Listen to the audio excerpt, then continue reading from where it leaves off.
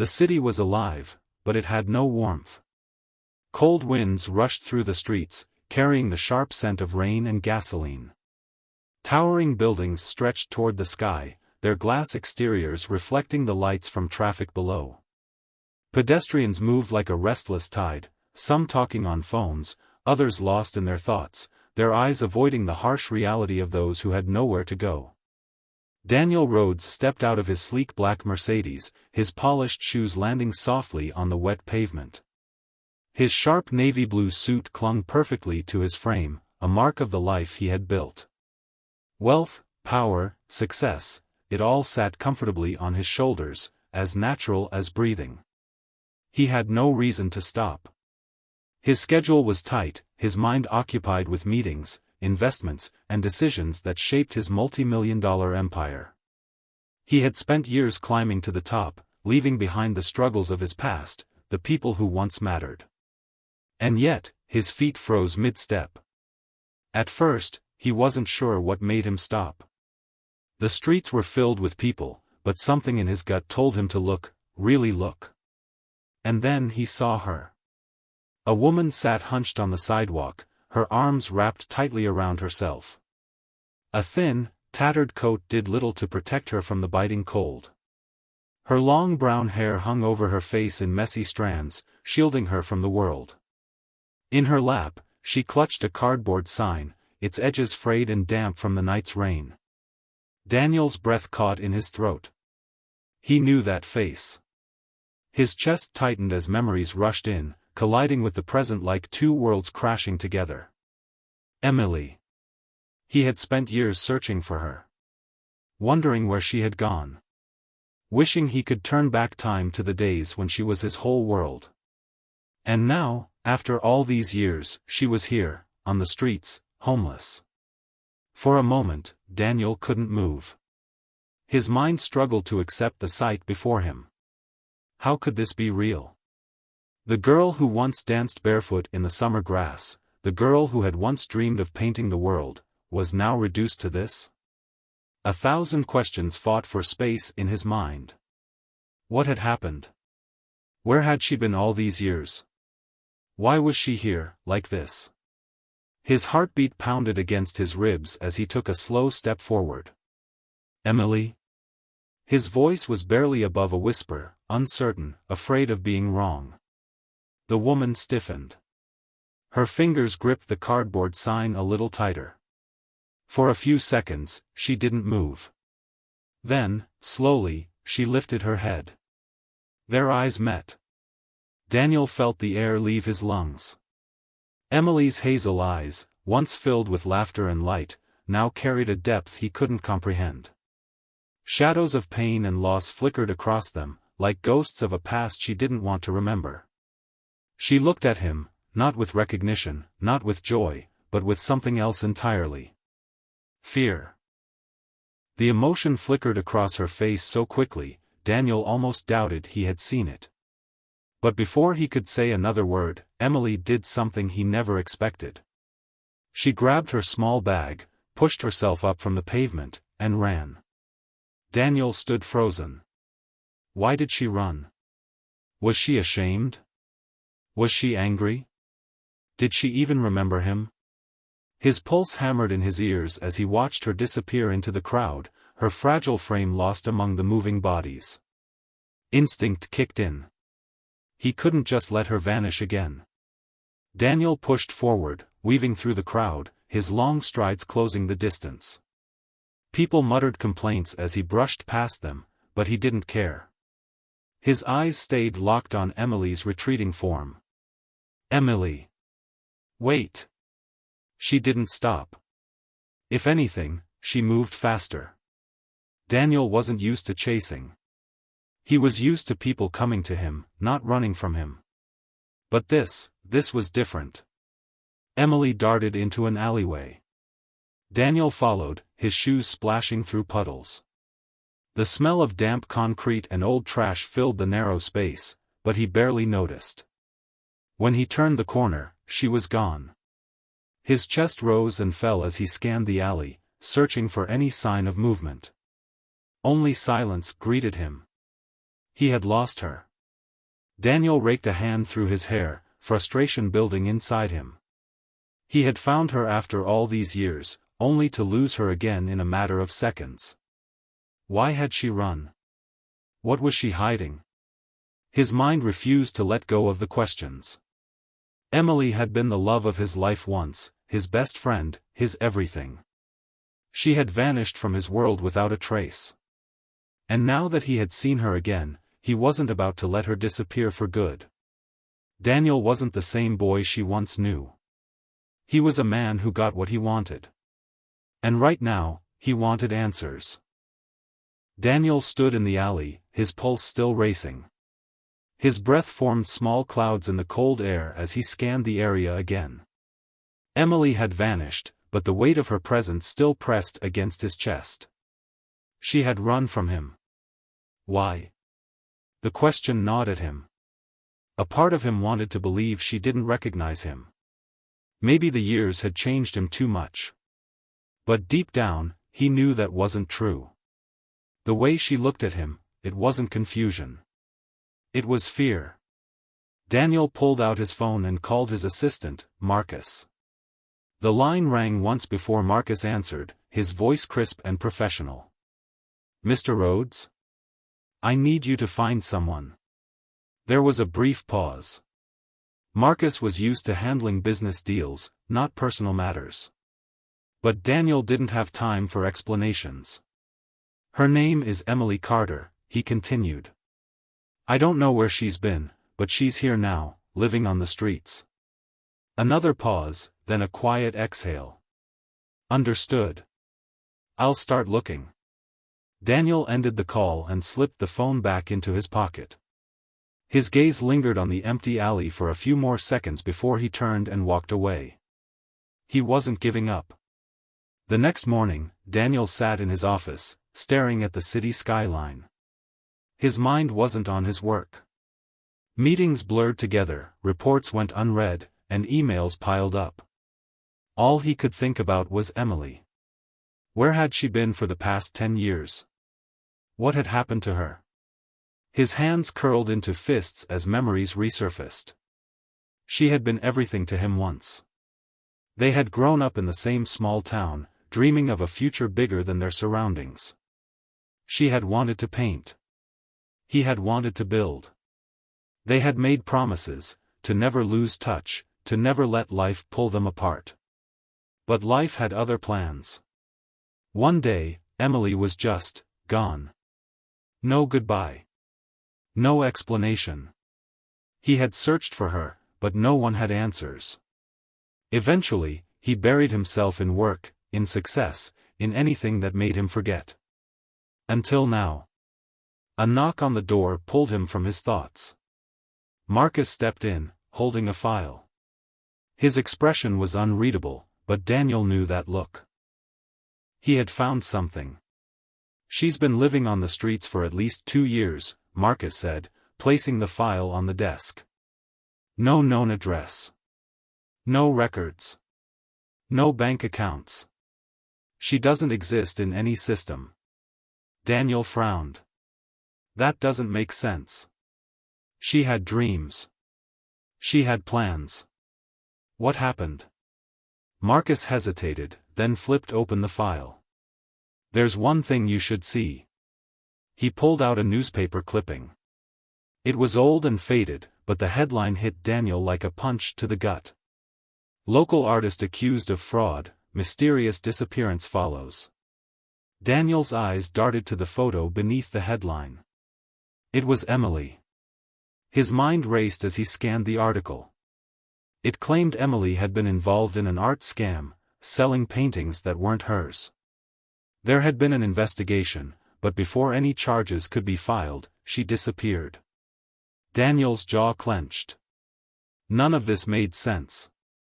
The Emily he knew would never do something like this. Had she been framed? Or had she changed? He pushed back from his desk, grabbing his coat. "I need to find her." Marcus frowned. "And if she doesn't want to be found?" Daniel's eyes darkened. "Then I'll find out why." Daniel spent the next few days searching. He drove through the streets, checking shelters, scanning faces. But Emily was always one step ahead. Every time he got close, she disappeared. She didn't want to be found. But Daniel wasn't giving up. One evening, he got a lead, a small shelter near the outskirts of the city. A woman matching Emily's description had been seen there. His heart pounded as he stepped inside. The air smelled of warm soup and worn-out hope. People huddled in corners, wrapped in blankets, their faces etched with exhaustion. Daniel scanned the room. Then, in the farthest corner, he saw her. Emily sat alone, her back against the wall, her arms wrapped around herself. She looked smaller, fragile. The sight of her like this made something twist painfully in his chest. He took a deep breath and walked toward her. She sensed him before he spoke. Her body tensed, her fingers gripping the edge of her sleeve. "You're a hard person to find," Daniel said softly. Emily didn't look at him. "You shouldn't be here." Her voice was hoarse, barely above a whisper. Daniel crouched in front of her, searching her face. "Emily, what happened to you?" She finally met his gaze, and for the first time, he saw it, beneath the fear, beneath the exhaustion. Guilt. Whatever had happened to her, she was carrying it like a weight too heavy to bear. Daniel's throat tightened. "I just want to help." A bitter smile flickered across her lips. "You can't." She started to stand, but Daniel gently caught her wrist. "Emily, I know about the article. I know what they said. But I don't believe it." Her body went still. For a long moment, she didn't speak. Then, her voice broke. "You should."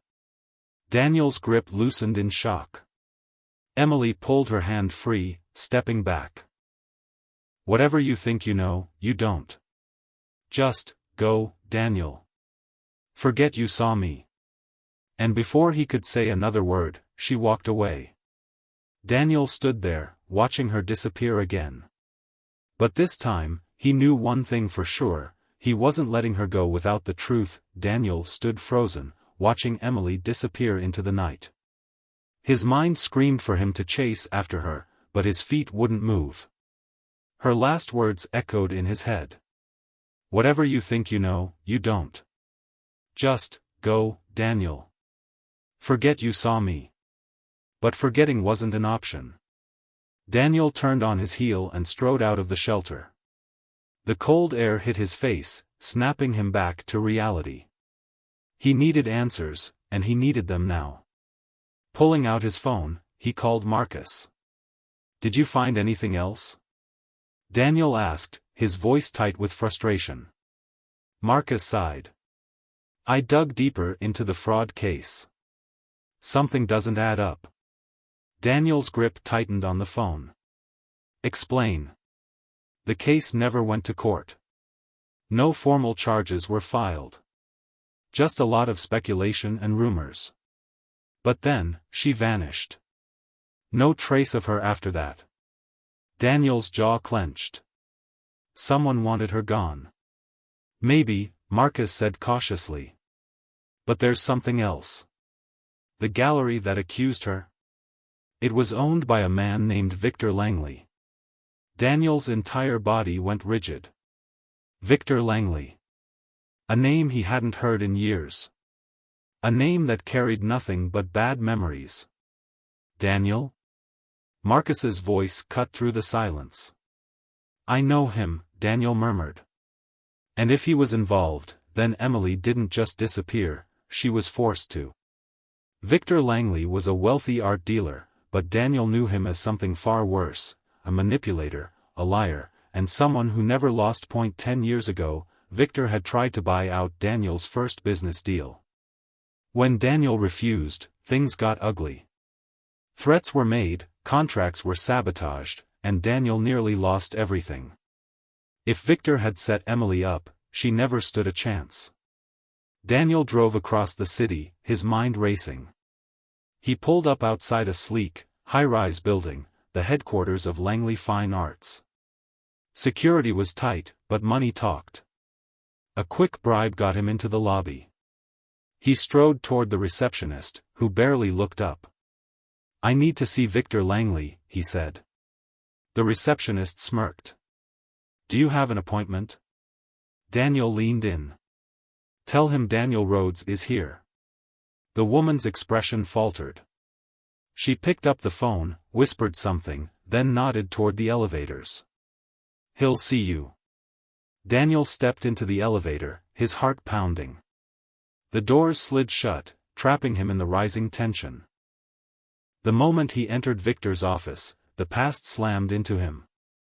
Victor Langley sat behind a mahogany desk, older but just as smug. His silver hair was slicked back, his suit flawless. He barely looked surprised to see Daniel. "Daniel Rhodes," Victor said, leaning back in his chair. "It's been a while." Daniel didn't waste time.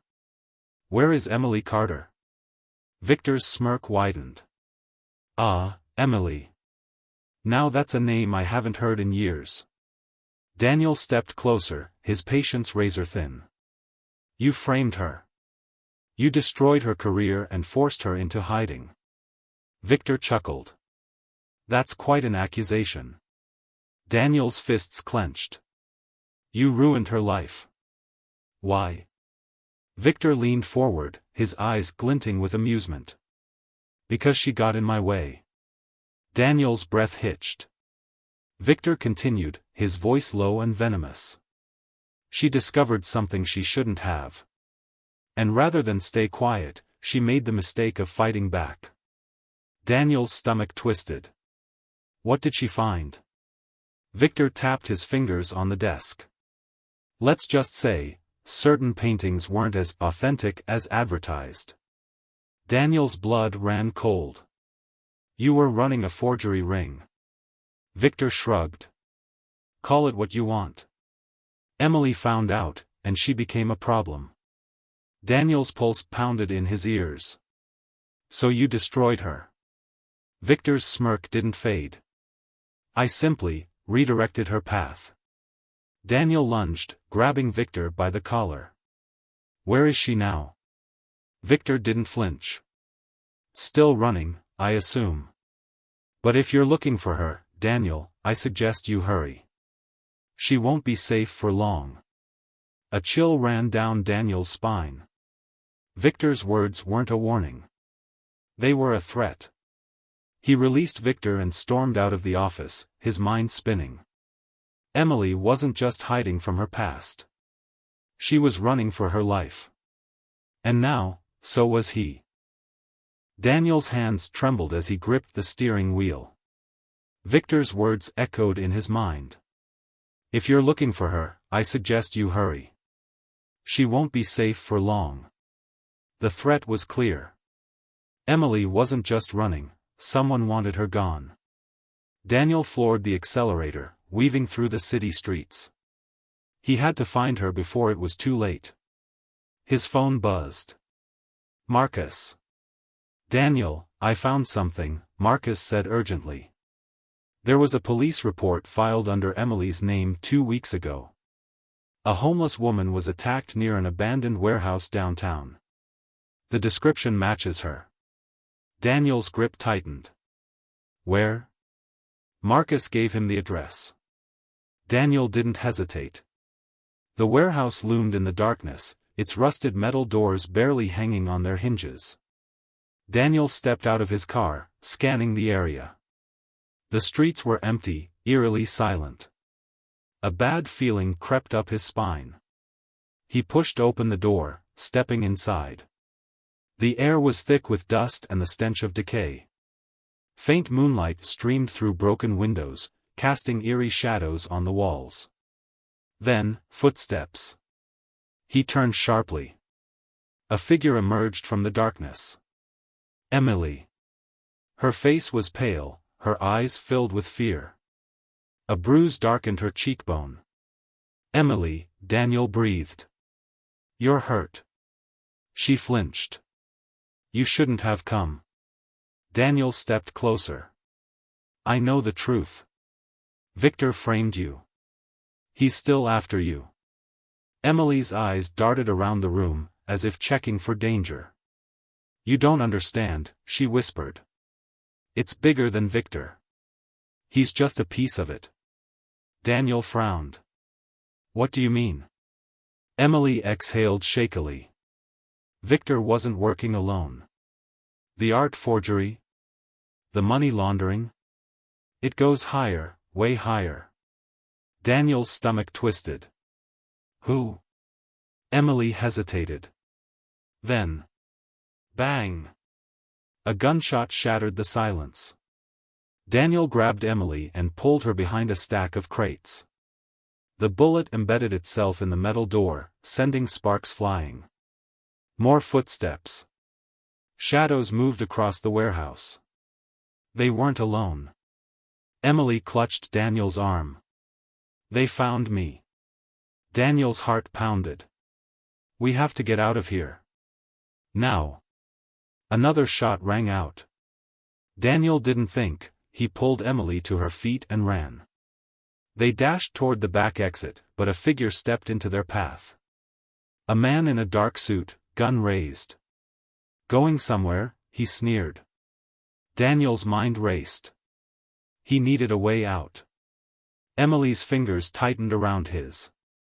There's a fire escape, left side. Daniel nodded subtly. Then, he lunged forward. The gunman flinched, and in that split second, Emily yanked Daniel toward the side exit. They bolted, the sound of footsteps closing in behind them. Emily reached for the fire escape ladder, but it was rusted, stuck. He jumped, grabbing the ledge and hauling himself up. They scrambled across the rooftop. Below, tires screeched. More men arrived. Emily pulled at Daniel's sleeve. We have to jump. Daniel looked at the next rooftop, too far. But there was no choice. Holding his breath, he gripped Emily's hand, and leaped. For a terrifying moment, they were airborne. Then, impact. They rolled onto the adjacent rooftop, breathing hard. Emily winced, clutching her side. Daniel sat up, watching the men below. They were shouting into their radios, searching. For now, they were safe. But not for long. Emily turned to him, her expression desperate.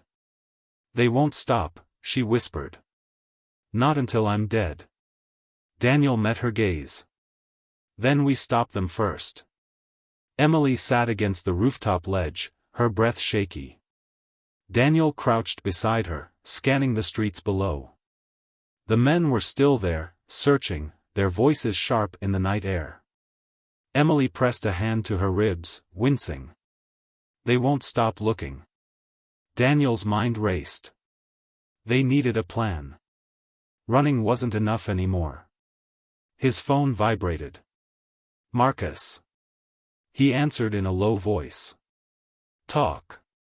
You need to get out of sight, now, Marcus said. Whoever's after Emily isn't just a small-time crew. These guys are professionals. Daniel's jaw clenched. How do you know? Marcus hesitated. Because someone's looking for you now, too. A cold sensation crept up Daniel's spine. They've put your name out there, Daniel. You're officially a problem. Emily stiffened beside him. She could hear every word. Daniel exhaled slowly. Then we fight back. Marcus sighed. You don't even know who you're up against. Emily cut in, her voice barely above a whisper. I do. Daniel and Marcus fell silent. Emily's hands trembled as she spoke. Victor Langley was just a front. The real operation?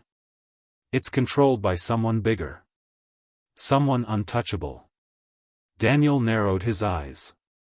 Who? Emily swallowed hard. Lawrence Kane. Marcus cursed on the other end of the line. Daniel frowned. Who is he?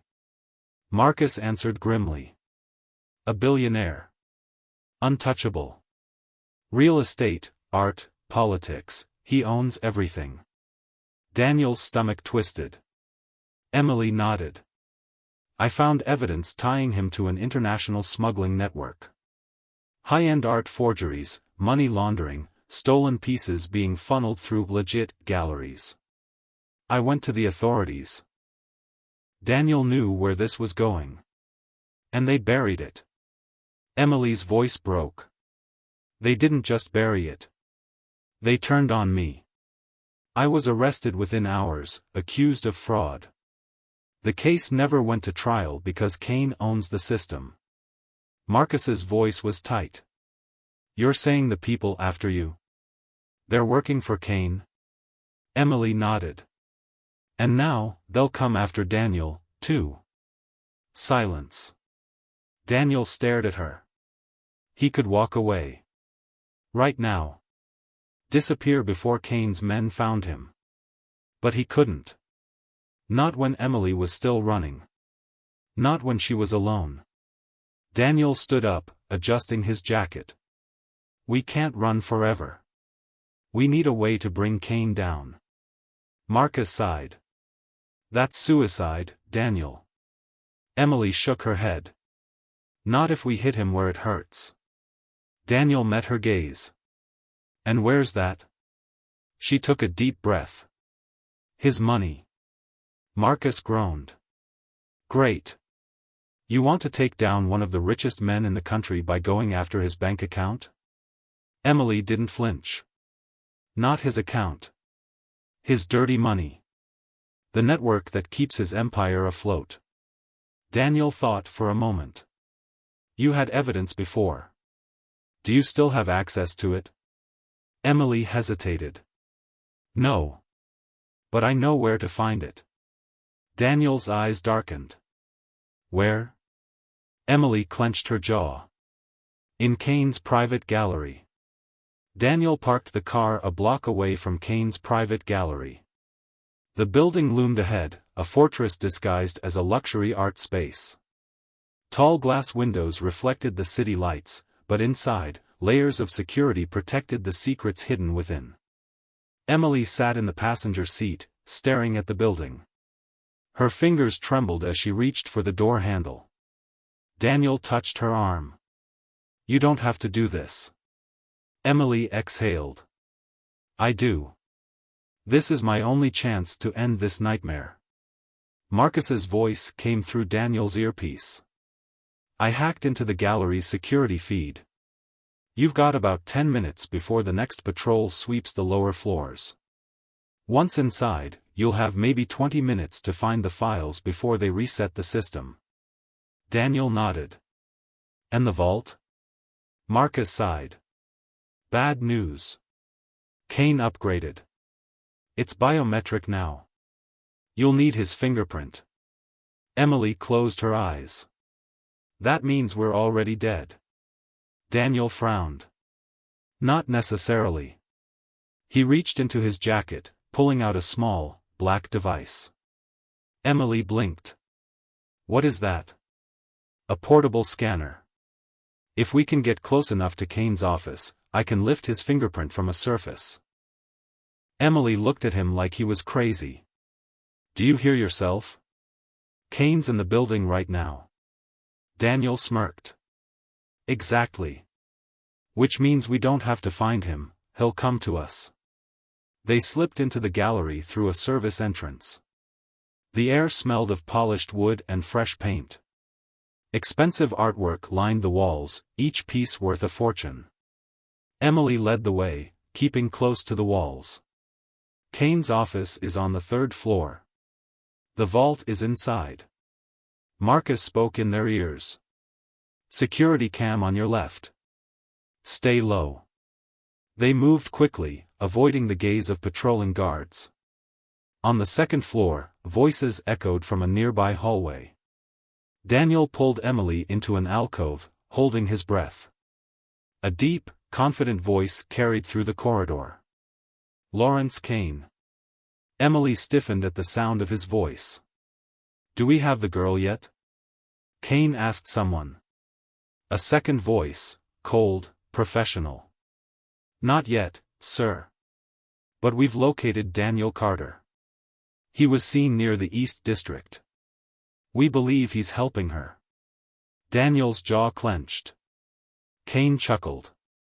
Of course he is. He's predictable. And predictable men are easy to break. Emily's fingers dug into Daniel's arm. He could feel the rage burning inside her. Find them, Kane continued. Kill the girl. Bring Carter to me alive. Footsteps faded. Marcus whispered, you guys really need to hurry. They reached Kane's office. Daniel pulled out the fingerprint scanner. We need something he touched recently. Emily scanned the desk. Then, her eyes locked on a crystal glass on a silver tray. Daniel grabbed it, pressing the scanner against the surface. A green light blinked. Got it. Marcus's voice came through. Vaults down the hall. Go. They moved fast. The vault door loomed ahead. Sleek. Impenetrable. Daniel placed the scanner against the pad. The system processed the fingerprint.